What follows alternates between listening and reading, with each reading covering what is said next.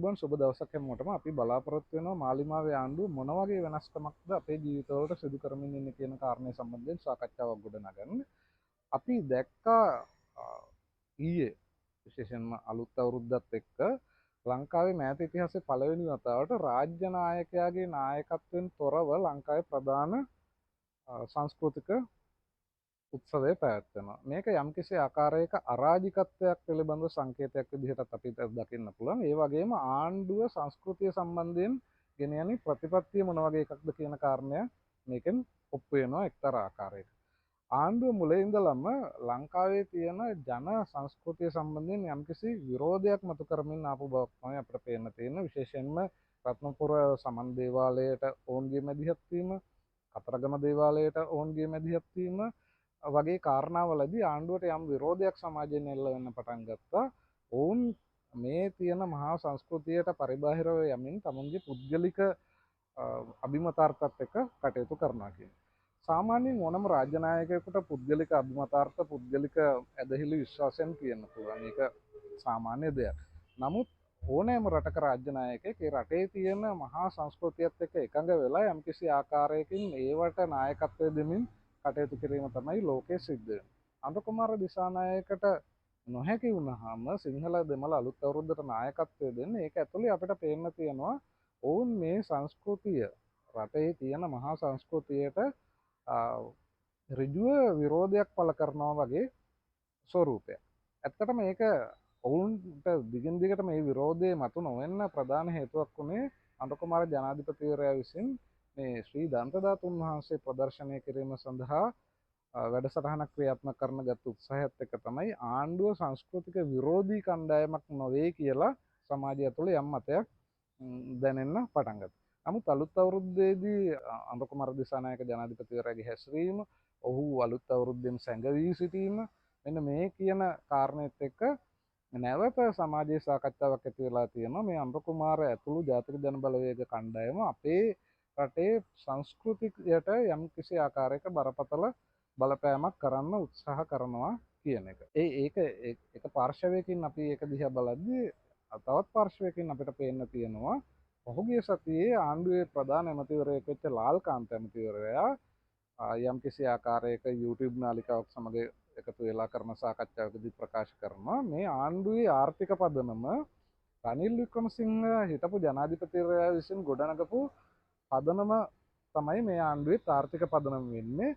රනිල් වික්‍රමසිංහ තමයි මේ නව ලිබරල් ආර්ථික ක්‍රමයේ ඉන්න ඊටාම විශිෂ්ට පුද්ගලයා. ඔහු 2022 අරගලයෙන් පස්සේ ගොඩනගපු ආර්ථික පදනම සුවිශේෂී වැඩක්. ඒ කාර්යය සිදු කිරීමට හැකියාව තියෙන එකම පුද්ගලයා රනිල් වික්‍රමසිංහ ජනාධිපතිවරයා. ඒ පදනම මත අපි මේ ආණ්ඩුව ගෙනියනවා කියලා ඔහු YouTube නාලිකාව සමග කරන සාකච්ඡාවේදී ප්‍රකාශ කරනවා. මේ ප්‍රකාශයත් එක්ක අපිට පේන්න තියෙන දේ තමයි මේ ආණ්ඩුවට පැහැදිලි ආර්ථික දර්ශනයක් නැහැ කියන එක. ඒකට හේතුව තමයි මේ ආණ්ඩුවේ ප්‍රධාන පාර්ශවය වෙන ජනතා විමුක්ති පෙරමුණේ ඉතිහාසය දිහා බලන්නට පේනවා. මේ ජනතා විමුක්ති පෙරමුණ මාක්ස්වාදී ලෙනින්වාදී දේශපාලන ව්‍යාපාරයක්. ඔවුන් සමාජවාදී ආර්ථික ක්‍රමයේ විශ්වාස කරපු කණ්ඩායමක්. ඔවුන් ජනාධිපතිවරණ වේදිකාවේදී නිරන්තරයෙන්ම මේ ආර්ථික ක්‍රමය සමාජවාදී ආර්ථික මොඩලයක් දක්වා ගෙන යා යුතු ආකාරය සම්බන්ධයෙන් සාකච්ඡාවක් ගොඩනගමින් තිබුණේ. විශේෂයෙන්ම ඔවුන් වාමවාදී දේශපාලන ව්‍යාපෘතියක් විදිහට නව ලිබරල් ආර්ථික ප්‍රතිසංස්කරණ වලට 1980 දශකයේ ඉඳලා බරපතල ලෙස විරෝධය පළ කරා. ඒ නව ලිබරල් ආර්ථික ප්‍රතිසංස්කරණ ලංකාව ඇතුලේ නිර්මාණය වෙනවට විරුද්ධව ආයුධ සන්නද්ධ ව්‍යාපාරයේ සිට වීදි සටන් වැඩ වර්ජන උද්ඝෝෂණ සියල්ල රට ඇතුළේ ඇති කරලා රටේ මහජන මතයක් ඇති කරා මේ නව ලිබරල් ආර්ථික ප්‍රතිසංස්කරණ වලින් මහජනතාවට බරපතල අසාධාරණයක් අයුක්තියක් සිද්ධ වෙනවා කියලා. එවැනි මතවාදයක් ඇති කරපු කණ්ඩායම මේ වෙනකොට උත්සාහ දරමින් ඉන්නවා මේ රටට මේ මොහොතේ නව ලිබරල් ආර්ථික ප්‍රතිසංස්කරණ අත්‍යවශ්‍යයි කියන කාරණය ඉස්මතු කරන්න. මේ සාකච්ඡාව බරපතල පරස්පරතාවයක් මතු කරනවා රට ඇතුලේ දේශපාලන සමාජ ආර්ථික අස්ථාවරත්වයක් ඇති කරන්න. ඒකට හේතුව තමයි යම්කිසි දේශපාලන දර්ශනයක් පිළිගන්න කණ්ඩායමක් වෙනත් දේශපාලන දර්ශනයකට අයිති කාර්යයන් ඉටු කිරීමට යෑමේදී ඒ කාර්යය නිවැරදිව ඉටු කිරීමට ඔවුන්ට නොහැකි වෙනවා. අපි ඒක තවත් පැහැදිලි කරගත්තොත් එහෙම ලාල් කාන්ත කියන ආකාරයට මේ නව ලිබරල් ආර්ථික ප්‍රතිසංස්කරණ ඉටු කිරීමේ ඉන්න විශිෂ්ටම පුද්ගලයා වෙන රනිල් වික්‍රමසිංහ වෙනුවට අනුර කුමාර දිසානායක ඒ කාර්ය කරන්න උත්සාහ දැරීමේදී ඔහු තුලින් මතුවෙනවා ඔහුගේ අභ්‍යන්තරය සහ පක්ෂයේ ප්‍රතිපත්ති වලට අනුකූලව කටයුතු කළ යුතු වෙනත් ප්‍රතිපත්ති. අපි උදාහරණයක් විදිහට ගත්තොත් ඔහුට අවශ්‍ය වෙනවා පෞද්ගලිකකරණ යම්කිසි ආකාරයකට සිදු කරන්න මේ රනිල් වික්‍රමසිංහ යෝජනා කරපු ආර්ථික ප්‍රතිපත්තිත් එක්ක ඉදිරියට යද්දී නමුත් ඔහුගේ පක්ෂය සහ ඔහු ජනතාවට කතා කරපු දේවල් නිසා මේ පෞද්ගලිකකරණ ප්‍රතිපත්ති ඔහුට සීමා කරන්න වෙනවා. මේකෙන් වෙන්නේ රට ඇතුලේ ආර්ථික වර්ධනය අඩාල වෙන එක. 1980 දශකයේ සිට අපිට හැකි වුණා නම් මේ නව ලිබරල් ආර්ථික ප්‍රතිසංස්කරණ ඉදිරියට ගෙනියන්න මේ වෙනකොට ආසියානු කලාපයේ විශේෂම රාජ්‍ය බවට ශ්‍රී ලංකාවට පත් වෙන්න තිබුණා. දැන් ගොඩ දෙනෙක් ওই වාමාංශික කණ්ඩායම් සහ ජාතික ජන බලවේගයේ බලයට පත් කරන වෙහෙසෙට ගොඩක් කණ්ඩායම් මේ සිංගප්පූරු ආර්ථිකය සහ සිංගප්පූරු පිළිබඳ බරපතල සාකච්ඡාවක් ගොඩනැගුවා. නමුත් සිංගප්පූරු ආර්ථිකය ගොඩනැගුණේම නව ලිබරල් ආර්ථික ප්‍රතිසංස්කරණ සමග එකඟ වීම මත. මේ ජාතික ජනබලවේගයට සහාය දක්වමින් සිංගප්පූරුව වගේ රටක් හදන්න ඕන කියපු කණ්ඩායම නොකියපු ප්‍රධාන කාරණය තමයි මේක. ඔවුන් කිසි විටකත් කිව්වේ නැහැ සිංගප්පූරුව නිර්මාණය වුණේ මේ ලිබරල් ආර්ථික ප්‍රතිපත්ති පිළිගැනීම නිසා. 1980 දශකයේදී ශ්‍රී ලංකාවට මේ කාරණය ඉටු කරගන්න බැරි වුණේ ජනතා විමුක්ති පෙරමුණ ඇතුළු වාමාංශික දේශපාලන කණ්ඩායම් නිසා. විශේෂයෙන්ම ජනතා විමුක්ති පෙරමුණ සහාය දක්වපු චන්ද්‍රිකා බණ්ඩාරනායක කුමාරතුංගගේ ආණ්ඩුව, මහින්ද රාජපක්ෂගේ ආණ්ඩුව මේ සියල්ලම වාමාංශික ආණ්ඩු. මේ ආණ්ඩු හැම විටම තම පැවැත්ම තහවුරු කරගන්න ඔවුන් නව ලිබරල් ආර්ථික ප්‍රතිසංස්කරණ යම් පමණකට සිදු කරා. ඔවුන්ගේ ආණ්ඩුව වලට පැවැත්මක් නැති වුණා මේ ලිබරල් ආර්ථික ප්‍රතිසංස්කරණ අතහැරීම මගින්. නිසා ඔවුන් යම් ආකාරයක ලිබරල් ආර්ථික ප්‍රතිසංස්කරණ සිදු කරන ගමන්ම ඔවුන්ගේ වාමවාදී පාරභෞතික ආර්ථික ප්‍රතිපත්ති රට ඇතුලේ පළ කරන්න උත්සාහ කරා. ඒ සියල්ල අසාර්ථක වුණා. 2022 අපි දැක්කේ ඇත්තටම නව ලිබරල් අර්ථක්‍රමයේ පරාජයක් නෙවෙයි මේ ආණ්ඩු පහුගිය ආණ්ඩු සහ වාමවාදී දේශපාලන කණ්ඩායම් විසින් මේ නව ලිබරල් ආර්ථික ප්‍රතිසංස්කරණ ඇති නොකිරීමට කරපු බලපෑම නිසා රටේ ආර්ථිකයට වෙච්ච හානියේ උග්‍රඵලය. ඒකෙන් ගොඩෙන්න අපිට තිබුණ එක මාර්ගයක් නව ලිබරල් ආර්ථික ප්‍රතිසංස්කරණ රට ඇතුලේ ස්ථාපිත කරන එක. ඒ ස්ථාපිත කිරීම මගින් අපි යම්කිසි ආකාරයක ආර්ථික වර්ධනයක් සහ ආර්ථික ස්ථායීකරණයක් ලබා ගත්තට ඒ රටේ ජනතාව ආයෙත් මේ වාම නැඹුරුවක් තියෙන කණ්ඩායමක් තමයි බලයට පත් කරලා තියෙන්නේ. ඒ නිසා නැවතත් අපේ ආර්ථිකය ලිබරල් ආර්ථික මූලධර්මයන් මත ගමන් කරන්නේ. ඒ වෙනුවට යම් ආකාරයක ලිබරල් ප්‍රතිපත්ති මිශ්‍ර කරගත්ත වාමවාදී ප්‍රතිපත්තිත් එක තමයි ඉස්සරහට ගමන් කරන්නේ. ලාල්කාන්ත ඇමතිවරයාගේ කතාව හරහා ඔප්පු වෙන්නේ මේ ආණ්ඩුවට නිශ්චිත ආර්ථික ප්‍රතිපත්තියක් නැහැ කියන එක සහ ඔවුන් විසින් නමුන් කිසිසේත්ම පිළි නොගන්නා ආර්ථික ප්‍රතිපත්තීන් ක්‍රියාත්මක කිරීමට උත්සාහ දැරීමෙන් ලංකාවේ ආර්ථිකයට ශීඝ්‍ර ලෙස වර්ධනය වෙන්න තියෙන අවස්ථාව නැති වෙනවා කියන එක.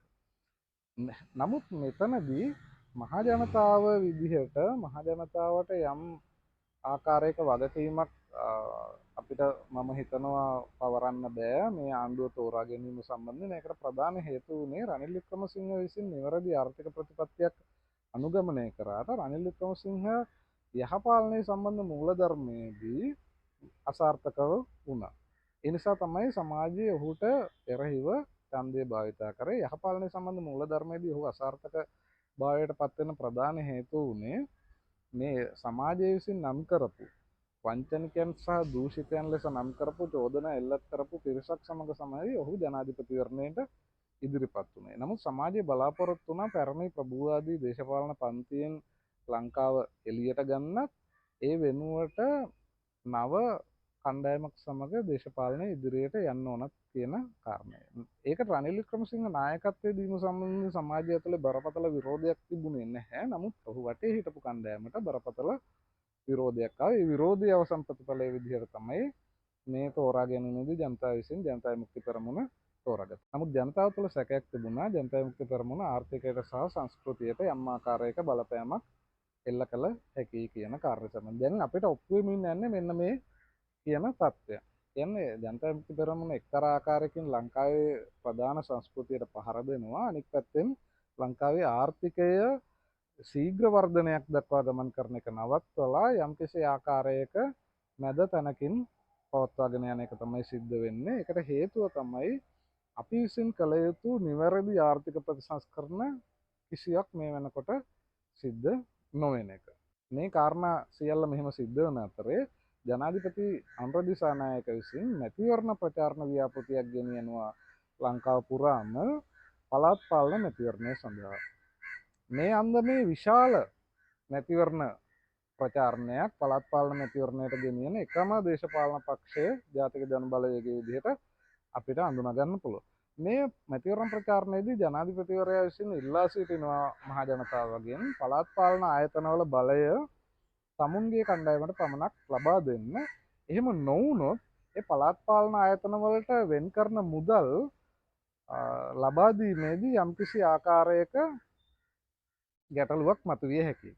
ඒකට ඔහු ගොඩනගන තර්කය තමයි ජනාධිපතිවරයා නියෝජනය කරන ජාතික ජනබලවේගයේ දූෂිත කණ්ඩායමක් නෙවෙයි අනිකුත් දේශපාලන පක්ෂ අතිශය දූෂිත ඒ කණ්ඩායම් වලින් පළාත් පාලන ආයතනවලට නියෝජිතව පත් කළා. ඒ වගේ බලය ගත්තොත් එහෙම ඒ ආයතන දූෂණයට ලක් වෙන්න පුළුවන් සහ ඒ ආයතන පිළිබඳ ජනාධිපතිවරයාට සුවිශේෂී අවධානයක් යොමු කරමින් කටයුතු කරලා මේ මූල්‍ය ප්‍රතිපාදන ලබා දීමේදී දිගු කාලයක් ගත වෙන්න පුළුවන් ඒ වගේ සංවර්ධන කටයුතු ක්‍රියාත්මක කරන කියන කාරණා. හැබැයි මේ ජනාධිපතිවරයාගේ කතාව ලාල්කාන්ත පහුගිය සතියේ කරපු සාකච්ඡාව මගින් නිෂේධනය කරනවා. ලාල්කාන්ත කියනවා අඩුම තරමේ පළාත් පාලන ආයතන වලට ඉල්ලන නියෝජිතය කෙසේ වෙතත් පාර්ලිමේන්තුවේ ඉන්න 159 දෙනා සම්බන්ධයෙන් තමුන් තාම දන්නේ නැහැ ඔවුන් සමගි ජනබලවේගයේ අයද වෙනත් දේශපාලන පක්ෂයක අයද කියලා වෙලාවකට ඔහුට හිතෙනවා. ඒ වගේ තමුන්ගේ පාර්ලිමේන්තු කණ්ඩායමවත් නිවැරදිව හඳුනන්නේ නැහැ කියන කාරණා. එක පැත්තකින් ආණ්ඩුවට නිශ්චිත ආර්ථික ප්‍රතිපත්තියක් නැහැ වගේම ලාල්කාන්තගේ මේ කතාව හරහා ඔප්පු වෙනවා ආණ්ඩුවට යම්කිසි ආකාරයක නිශ්චිත දේශපාලන පදනමක් නැහැ මේ ජාතික ජනබලවේගයේ ව්‍යාපාරයේ. ඔවුන් එහෙන් මෙහෙන් අහුලාගත්ත කණ්ඩායමක් එකට එකතු වෙලා විශේෂයෙන්ම පැරණි ප්‍රභූ පාලනයට එරෙහිව සමාජය ඇතුලේ එල්ල වෙච්ච විරෝධය මත පදනම් වෙලා බලයට ආපු කණ්ඩායමක් විදිහට තමයි පේන්න තියෙන්නේ. ආණ්ඩුවට මේ කියන කාරණා නිවැරදි කරගන්න පුළුවන් යම්කිසි සීමාවක් ඇතුළේ. නමුත් ආණ්ඩුවේ ප්‍රධාන නියෝජිතයා වෙන ජනතා විමුක්ති පෙරමුණේ තියෙන වාමවාදී මාක්ස්වාදී ප්‍රතිපත්තිත් එක්ක ඔවුන්ට මේ ප්‍රතිපත්තිමය නිවැරදි කිරීමට යන්න බැරි වෙනවා. ඔවුන්ට හැකියාව ලැබෙන්නේ යම්කිසි ආකාරයකින් ඔවුන් මේ රට ඇතුලේ මිනිස්සු බලාපොරොත්තු වෙන යහපාලනය සම්බන්ධ මූලධර්ම ස්ථාපිත කිරීම පමණයි. නමුත් ආර්ථිකමය වශයෙන් ලංකාව තවදුරටත් අර්බුදයකට ගෙන යාම හරහා වෙනත් ආකාරයක පිළිතුරක් ඔවුන්ගෙන් බලාපොරොත්තු වෙන්න බෑ. ඒකට ප්‍රධාන හේතුව තමයි මේ ගෝලීය ආර්ථිකය සම්බන්ධ වෙලා තියෙන නව ලිබරල් ආර්ථික ප්‍රතිසංස්කරණත් එක්ක ඒ ප්‍රතිසංස්කරණ ක්‍රියාත්මක කිරීමේදී වාමාංශික සමාජවාදී ආර්ථික ප්‍රවේශයන් ඒ ප්‍රතිසංස්කරණ අතරට ගෙනීම මගින් ආර්ථිකය දීර්ඝකාලීන ගැටලු ගණනාවකට මුහුණ දෙනවා කියන.